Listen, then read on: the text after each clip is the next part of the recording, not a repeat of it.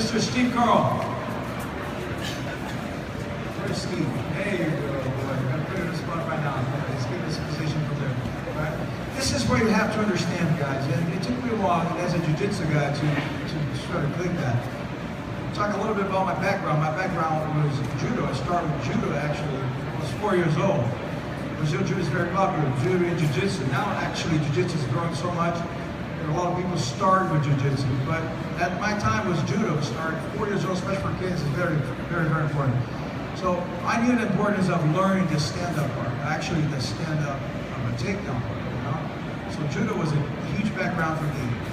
Some BJJ guys don't have the same background. I'm always very curious about, you know, fulfilling all the space and trying to learn everything. So I start with judo. From judo, I jumped to taekwondo. From taekwondo, boxing, jiu-jitsu when I was 14 years old. But I'm proud to say that, you know, I'm a black belt in judo, as you know, any near level, but definitely helped me a lot. You can't forget, and you can't detach the fact that in jiu-jitsu, everything starts stand up. Doesn't matter what you do. Jiu-jitsu, any grappling, you start on your feet. From there, you can pull guard, you can jump, whatever you wanted to do. If you want to engage with extremely just to grappling, but you have to know the basics of what we're doing here right now. You know, it takes a while to learn wrestling, judo, or any other form of a takedown, you know, martial arts, a defense, or combat sport. But it's no doubt that wrestling and judo are tremendous bases for the majority of high-level athletes that we see here today. You know, UFC is a great example of that. So majority of the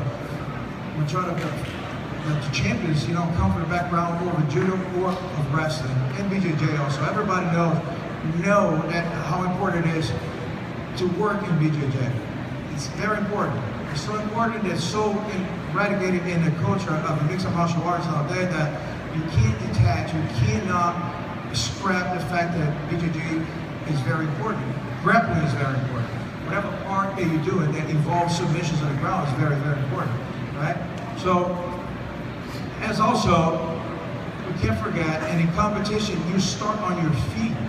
You have to know basic stuff, like what is a collar tie, where to grab, how my footwork should be doing. You cannot go there, I was talking to Mike about that, right? You cannot go there, you know, not knowing how to step, crossing your legs, even when you're tired. It seems like, you know, everything goes in the wrong direction. You start crossing your legs all the time, but it's definitely, you have to have a perception of what is right, what is wrong in your position. So, I'm going to have my boy here right now.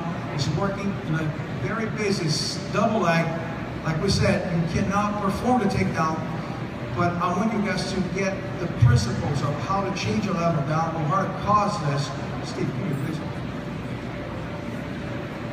Working on a collar tie, bring it down, posture up, and from there you're shooting. You do the penetration shot for the double leg, right? Right. Yes. Collar tie, and we're ear to ear. I can push into him, right? He can push into me, but I can't really make him react. You know, like we're pretty much like a jigsaw puzzle right here, right? So whether I'm going to pull him down or post him by, I need a little space, right? So all I'm going to do is use this hand, my collar tie hand. I call it like a shield hand, to make a little space for my body, right? So now, even if I fake, he's got to respect that, you know? I'm not just caught into this ear-to-ear jigsaw puzzle we're pushing back and forth. All I'm going to do is use my defensive collar tie to make a little space. This protects me too if he moves to attack me because I can change levels. Yeah, see, I can do that. Pretty much push him off. So I make a little space and I pull down. As I pull down, I'm going to post up. As I post up, I'm going to cut my angle. I'm going to look across his hip. Now on a head on the outside shot, I got to beat this hip. All right, to be in a good position when we hit the mat. A lot of guys, they'll shoot in and they'll almost cut in front of the body like this. And I find it a lot better to beat this hip, put this hip on the mat. So I use this hand to make space, and I turn his head as I post. You guys see what I'm doing? As I'm turning his head to cut my angle, and I change levels. Now, this hand's gonna bring me in, and I come to my double, head, hip on the mat, head on one side, feet on the other of his feet. If I land like this when you get in a scramble, it just gives him more hope, right? If I hit a clean double leg, I want to land head on one side, feet on the other. Hips down, head up. Get to my good position. Steve, let's go back here again. Guys, we're just going to do the penetration shot. We're not going to perform the takedown all the way to the ground because there's so many people, all right? But let's go back again. Very important, go. What's the collar tie? It's very, very important to know.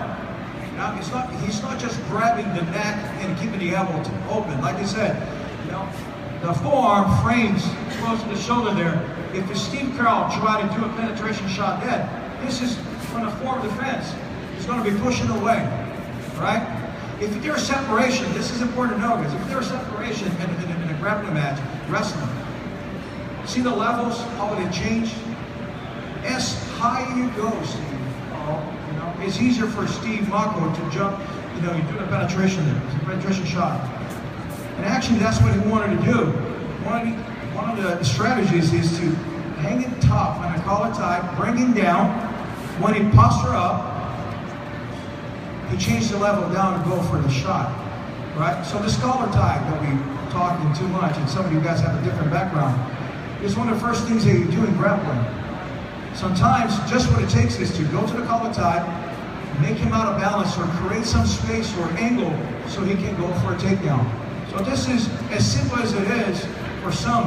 We have to talk about it because it starts from that, you know? It starts from the posture, it starts from your feet working. You know, you're not going to be stepping, going after the guy like a giant. It's not the way it works. So we got to master minimal details like we're talking about right now. All right? So let's go back again. Collar tie. I'm going to collar tie. I'm going to make a little space. I'm going to pull. I feel him lift up. I'm going to pull. Stop right there. Stop right there.